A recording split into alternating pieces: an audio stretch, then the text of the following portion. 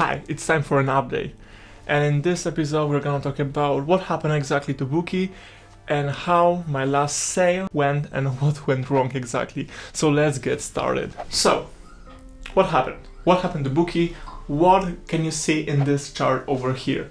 Well, first of all, Bookie went through Apps Gone Free sale, which happened from November 20th to November 23rd, and it offered a lifetime option essentially for free, so everyone could download the app and easily just tap a button to get lifetime for free. And the conversion rate was just incredible.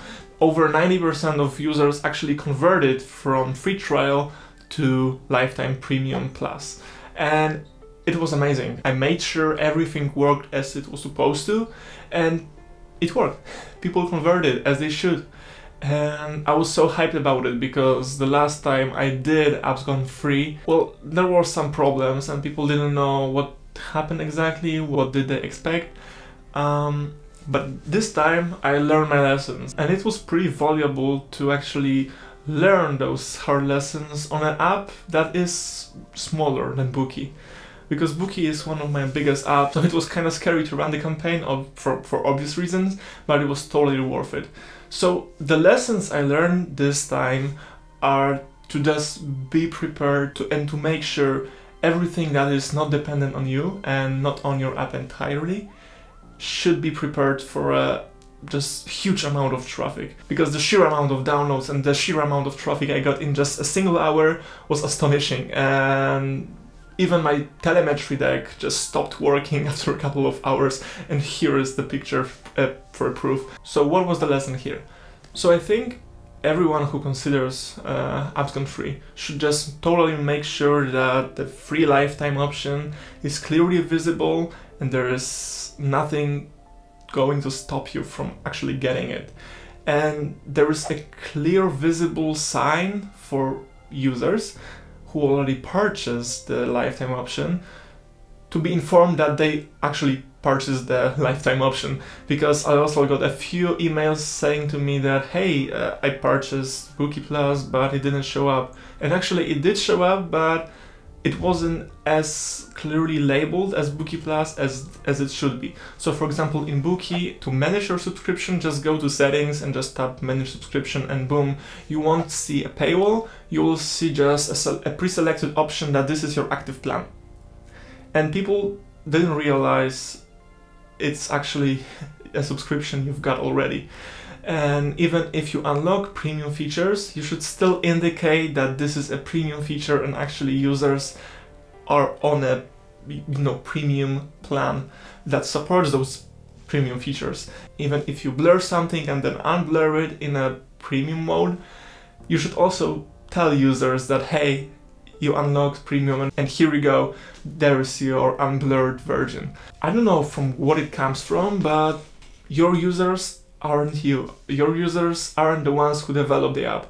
So you should treat them as if they don't know anything about the app, because hey, they don't know it. They downloaded your app a few minutes ago. Why do you assume they should know the app? So the second lesson is to clearly show that the premium features are clearly visible. And the last lesson is to make sure your third-party content works properly and it won't give up to a huge amount of downloads you will get that day, because you will get a huge amount of downloads, and if something doesn't work, even a small feature in the app, you will get a ton of messages and unfortunately 1-star reviews also. I even got 1-2-star rating saying to me that this feature doesn't work but the app is beautiful and it works perfectly. So keep in mind that users don't rate your app from a holistic point of view, but rather for a single feature they are most likely to use. Is there anything else I could potentially tell you?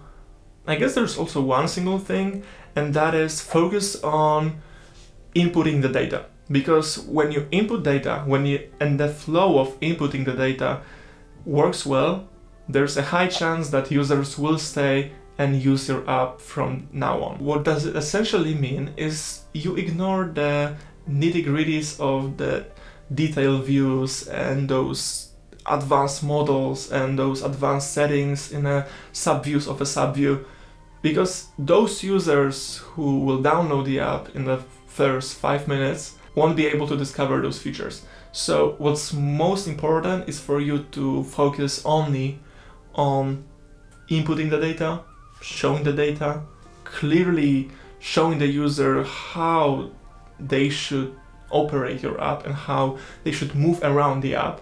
This is the most valuable, and the rest is secondary. So that sums up my findings from AppsCon free campaign. I could totally recommend it to any one of you indies out there, because the amount of downloads, amount of ratings, I, for example, increased my average rating from 3.7 to over 4.2. So it's a pretty incredible increase. So yeah, I hope you like this video, and I'll see you in the next one.